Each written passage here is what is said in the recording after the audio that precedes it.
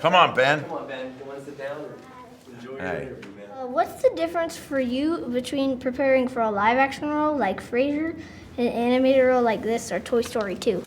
Well, the difference between preparing for an animated film and a live action film is that, frankly, in a live action film, there's going to be cameras on you, so you have to kind of talk about what you're going to look like, whether you're going to have a beard, what are you going to do with your hair, or are you going to do nothing because you look like HELLP anyway.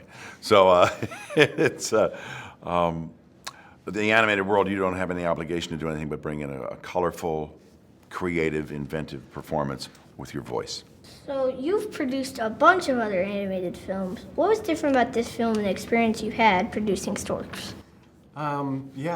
It's a good question. In the other places I've worked, they're animation companies where that's all they do. So there's a lot of infrastructure, a lot of ways that you can call on that organization and how it helps you.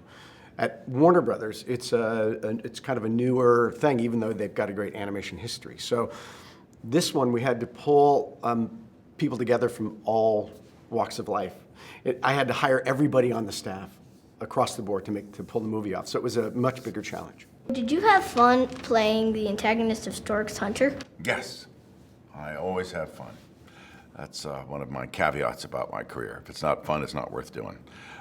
So I have to figure out how to make it fun sometimes. But this one was a presumptive joy to go to work. It was it's always fun to play a villain. I don't know why we enjoy that so much, but I think it's always a kick to get into the psyche of someone who has no boundaries, who has no sense of right or wrong. Those kind of things appeal to us, I guess, because they're sort of outlaws, and he's definitely an outlaw character. Yeah, he can do cruel things Without you could never do as a live action compunction. character. He has absolutely no regard for anything but himself. So you like playing a villain more than you do a normal character? Not necessarily.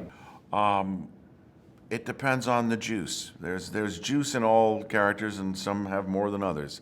And for instance, playing Frasier was a great experience for me because Frasier was like a sort of a medium for all things in creation. You could go anywhere with him. You do anything. He could be unkind and loving all at the same time. All of creation could be encompassed in his being. And so, but criminals are a little more fun to play most of the time. Well, thank you for talking to me today. It's a pleasure. Thank you for being here. You did a nice job. Great questions. Nice job, man.